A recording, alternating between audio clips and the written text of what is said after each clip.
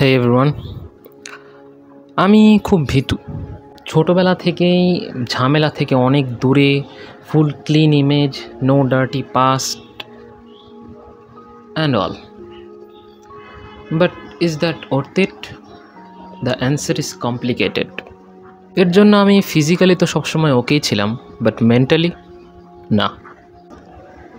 লো confidence, risk না নেওয়ার প্রবণতা, ভয়, জড়তা, রিগ্রেট অ্যান্ড অল। আমার মা আমাকে বলেছিল যে কেউ যদি তোমাকে চট দেয় তাহলে আর এক গাল এগিয়ে দিও অথবা সালাম দিয়ে চলে এসো, এতে নাকি অপর মানুষের মনে অনুতাপের সৃষ্টি হয়। কথা কিন্তু ঠিকই, অনুতাপের সৃষ্টি তখনই হবে যদি সে মানুষ হয়, কিন্তু পৃথিবীতে এখন মানুষের সংখ্যা খুবই কম। আর যদি সে প্রকৃতই মানুষ হতো তাহলে অন্যায়ভাবে মারতই বা কেন? আমি ছোটোবেলা থেকেই শিখেছি যে ক্ষমা মহৎ গুণ, কিন্তু ক্ষমা তখনই করা যায় যখন কেউ ক্ষমা চায়। আর সত্যি বলতে অন্যায়ের দমনে ক্ষমা সবসময় চলেও না। অধিকার প্রতিষ্ঠা করতে হলে আওয়াজ উঁচু করতে হয়। এক্ষেত্রে বাধা আসলে ফিলোসফি ক্ষমার হওয়া উচিত না, ফিলোসফি হওয়া উচিত an I for an I. প্রথমে আমার ভাইদের উদ্দেশ্যে কিছু কথা বলতে চাই। First of all, salute.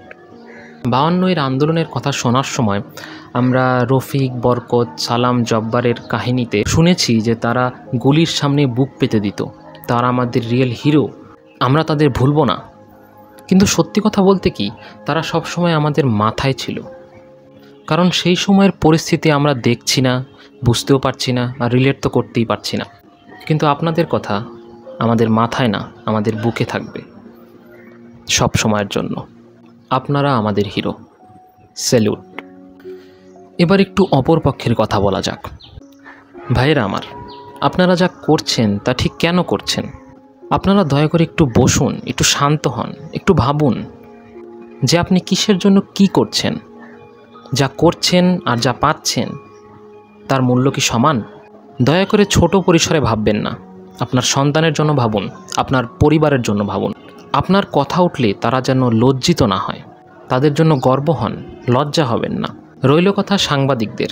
সময় টিভির এক সাংবাদিক তার ফুটেজ কালেক্ট করার জন্য পুলিশকে ছাত্রদের উপর গুলি চালানোর জন্য বারবার অনুরোধ করছিল।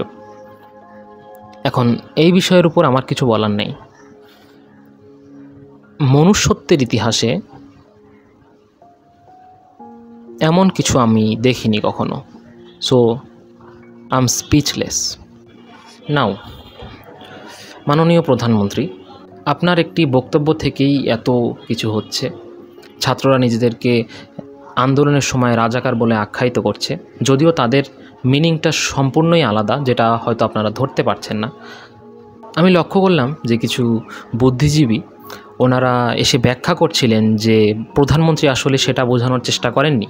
তাকে প্রশ্ন করা হয়েছিল এমনটা যে যদি কোনো মুক্তিযোদ্ধার নাতি এবং রাজাকারের নাতি সমান নাম্বার পায় তাহলে কে চাকরিটা পাবে?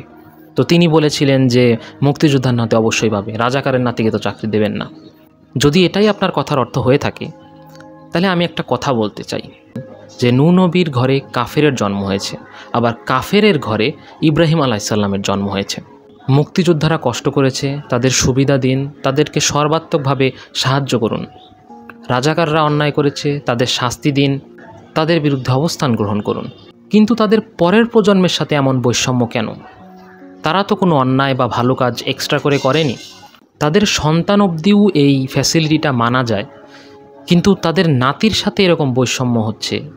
আমার মনে হয় এটা যৌক্তিক না।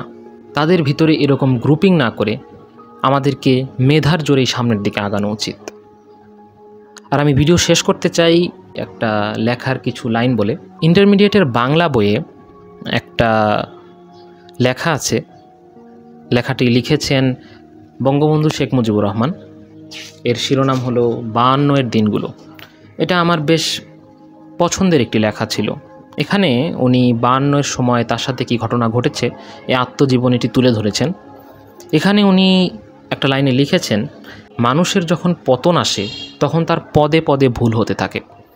এবং শেষে তিনি আরও লিখেছেন, জনমতের বিরুদ্ধে যেতে শোষকরাও ভয় পায়। শাসকরা যখন শোষক হয় অথবা শোষকদের সাহায্য করতে আরম্ভ করে, তখন দেশের ও জনগণের মঙ্গল হওয়ার চেয়ে অমঙ্গলই বেশি হয়। আমি আবার বলছি, লেখাটি লিখেছেন বঙ্গবন্ধু শেখ মুজিবুর রহমান। আমরা ঠিক তেমনটাই দেখতে পাচ্ছি বাংলাদেশের বর্তমান পরিস্থিতিতে। আশা করব সময় থাকতে সবাই সঠিক সিদ্ধান্ত নেবেন, অথবা এত সব কথার কোনো মানেই নেই, হয়তো আমরা অলরেডি লেট করে ফেলেছি। ধন্যবাদ।